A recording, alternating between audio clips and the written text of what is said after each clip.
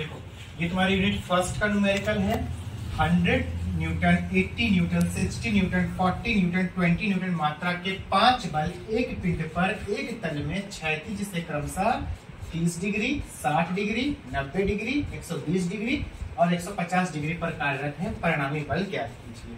ये क्वेश्चन जब भी आएगा आपका 9 नंबर का आएगा।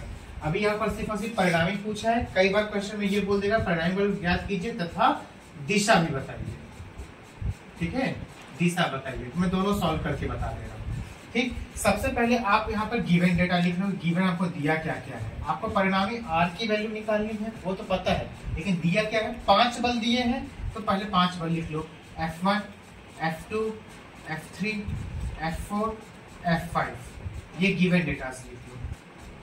F1 कितना दिया है 100 न्यूटन, F2 कितना दिया हुआ है 80 न्यूटन, F3 है आपका 60 न्यूटन, F4 है 40 न्यूटन, F5 है 20 न्यूटन। इस बार एंगल 5 दिए हैं, इसके बगल में लिख लो आप θ1, θ2, θ3, θ4, θ5। ये आपको 5 एंगल दिए हुए हैं। पहला कितना दिया है 30 डिग्री, फिर 60 degree, 90 degree, 120 degree and 150 degree. ये आपका गिवन डेटा हो गया। ठीक है, अब न्यूमेरिकल आपको आसानी से सॉल्व करना है। तो सबसे पहले आप देखो इन 5 जो आपको बल दिए हैं और जो 5 आपके ये एंगल्स दिए हैं, इसके आधार पर हम इसका डायग्राम बनाएंगे। तो क्या बोला है यहाँ पर, एक चीज पढ़ लो कि क्षैतिज से, कहां से कोण बना रहे हैं, क्षैतिज से मतलब हॉरिजॉन्टल, तो हॉरिजॉन्टल पर एक लाइन खींच दो। ठीक है, सबसे पहला बल कितने का है 100 न्यूटन का, एंगल कितना है 30। तो एक बिंदु से आप 30 डिग्री मेजर कर लो, ये 30 डिग्री हो गया, ये बल आ गया आपका F1। ठीक है, फिर यहां से आप 60 डिग्री चले जाओ तो ये बल आ जाएगा आपका F2।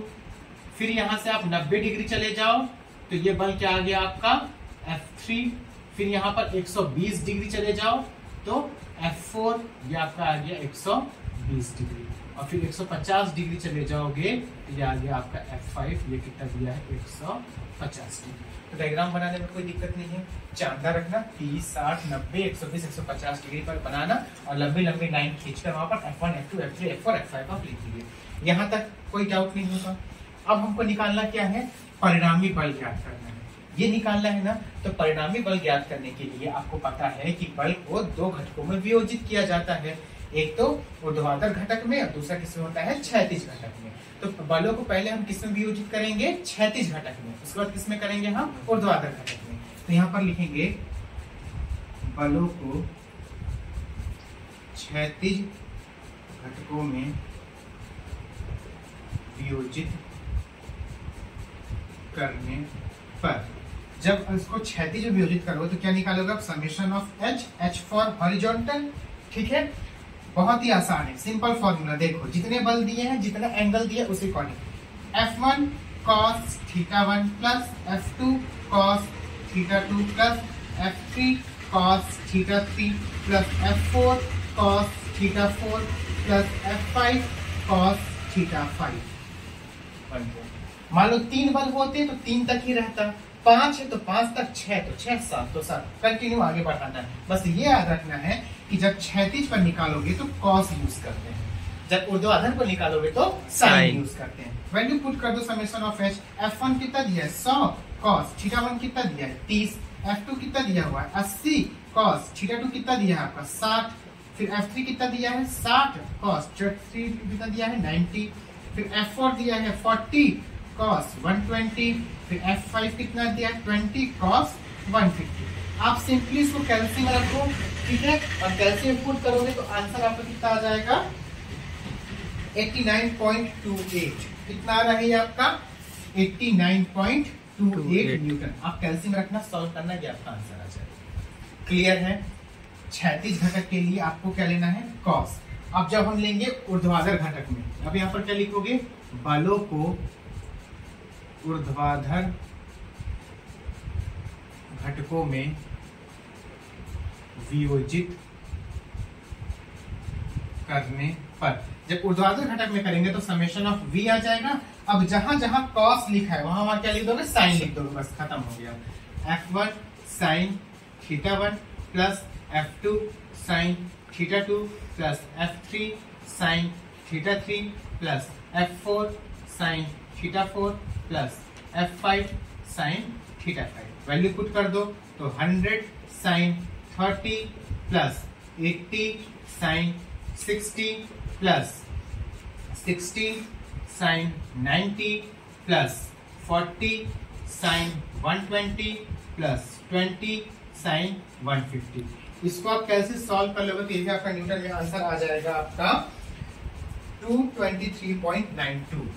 223.92। तो यहाँ तक सिर्फ और सिर्फ आपने क्या निकाला, कंपोनेंट्स निकाले। अभी तक आपका आंसर नहीं आया। आंसर में क्या पूछा था, परिणामी बल पूछा था। अब यहाँ समान निकालेंगे परिणामी बल R बराबर होगा under root summation of h² plus summation of v²। ये फॉर्मूला होता है R का। तो हमने h भी निकाल लिया, v भी निकाल लिया, दोनों पुट कर दो। यहाँ पर हो जाएगा अंडर रूट आपका कितना है 89.28 का होल स्क्वायर प्लस 223.92 का होल स्क्वायर। जब आप इसको सॉल्व कर लोगे तो आपका आंसर आ जाएगा 241.06 न्यूटन। ये आ गया आपका आंसर। ये किसकी वैल्यू आ गई, आपकी आर रिजल्टेंट की वैल्यू आ गई। क्लियर है। आपको 5 बल दिए रहेंगे, 5 आपको एंगल दिए रहेंगे। डायग्राम बनाए, गिवन लिखे। बस ये याद रखना है कि जब समेशन ऑफ h निकालोगे तो cos यूज करना है, समेशन v निकालोगे तो sin यूज करना है, और r का फॉर्मूला होता है under root h summation of h² plus summation of v²। ठीक। अब यहाँ पर ध्यान दो कि जब परिणामी आप निकाल लिए उसके बाद अगर दिशा पूछ दे, ठीक है, डायरेक्शन पूछे, तो यहाँ पे सॉल्व कर दे रहा हूँ डायरेक्शन कैसे निकालना है। तो डायरेक्शन के लिए होगा आपका tan alpha is equal to summation of v upon summation of h। ये होता है फॉर्मूला। तो अल्फा बराबर क्या हो जाएगा आपका tan inverse summation of v upon summation of h। तो यहाँ पर आ जाएगा आपका tan इनवर्स समेशन v कितना था 223.92 अपॉन 89.28। इसको आप सॉल्व कर लोगे तो आपका आंसर आ जाएगा 68 degree 15 minutes 44 second. 68 degree 15 minutes 44 second. ये आपका अल्फा एंगल भी आ गया। तो ये आपको 2 फॉर्मूले रखने हैं। कौन कौन से, आर का फॉर्मूला क्या है under root summation of h² plus summation of v², और अल्फा का फॉर्मूला या फिर tan अल्फा का formula summation of v upon summation of h। फिर समेशन ऑफ h कैसे निकलता है, f के साथ cos रहेगा। समेशन ऑफ v कैसे निकलेगा, f के साथ sin रहेगा। इस पूरे प्रोसेस को करोगे 9 नंबर कहीं नहीं जाएंगे, सबसे इजी न्यूमेरिकल है। जब आपको ये मिल जाएगा, r मिल गया और आपको एंगल मिल गया, अब इसको क्या करोगे, डायग्राम में पुट भी करना है, तब पूरा नंबर मिलेगा। कितने का एंगल दिखा रहा है 68। तो हमारा 60 और 90 इन दोनों के बीच में आएगा कहीं ना कहीं पर। तो 68 के एंगल पर आप इसको दिखा दोगे कि आपका रिजल्टेंट आर है। बन याद करेगा। ये हुआ आपका complete solution. Any doubt? No sir.